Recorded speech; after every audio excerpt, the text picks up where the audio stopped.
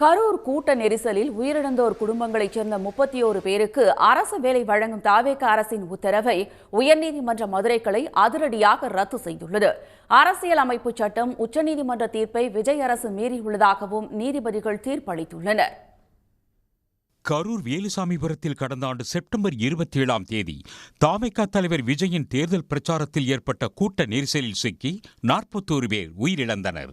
அவர்களின் குடும்பங்களைச் சேர்ந்த 31 பேருக்கு கடந்த 11ஆம் தேதி அரசு பணிக்கான நியமன ஆணைகளை முதலமைச்சர் விஜய் வழங்கினார். இதற்கு எதிராக உயர்நீதிமன்ற மதுரை கிளையில் தொடரப்பட்ட 3 வழக்குகளை விசாரித்த நீதிபதிகள் கார்த்திகேயன், சக்திவேல் அமர்வு அரசு பணி நியமனம் என்பது நீதிமன்றத்தில் இறுதி தீர்ப்புக்கு உட்பட்டது என்று கூறியிருந்தனர். இந்நிலையில் இந்த வழக்குகளில் தீர்ப்பளித்த நீதிபதிகள் கரூர் நெரிசலில் உயிரிழந்தவர்களின் குடும்பத்தில் ஒருவருக்கு அரசு வேலை வழங்கியது செல்லாது என அதிரடியாக உத்தரவிட்டுள்ளனர்.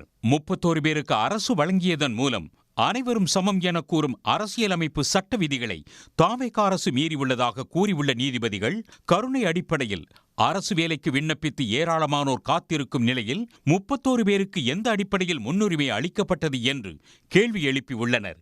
போகிற போக்கில் அரசு வேலையை வழங்கிவிட முடியாது என்று தீர்ப்பில் குறிப்பிட்டுள்ள நீதிபதிகள், அரசு விருப்பம் போல் பணி வழங்குவதை அனுமதித்தால் பெரும் சீர்கேடு ஏற்படும் என எச்சரித்துள்ளனர்.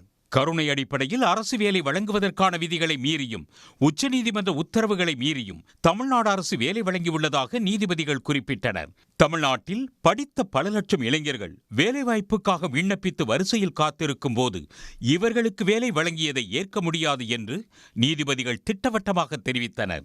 தினந்தோறும் சாலை விபத்தில் இறப்பவர்கள், சிவகாசி பட்டாசு விபத்தில் இறப்பவர்களின் குடும்பத்தினருக்கும் அரசு வேலை வழங்க முடியுமா என கேள்வி எழுப்பிய நீதிபதிகள், தமிழ்நாடு அரசு வழங்கிய பணி நியமனம் செல்லாது என தீர்ப்பளித்தனர். 31 பேருக்கு பணி வழங்குவதற்காக பிறப்பித்த அரசாணையை உயர்நீதிமன்றம் ரத்து செய்திருப்பது முதல்வர் விஜய் தலைமையிலான தாவேகா அரசுக்கு பெரும் பின்னடைவாக அமைந்துள்ளது.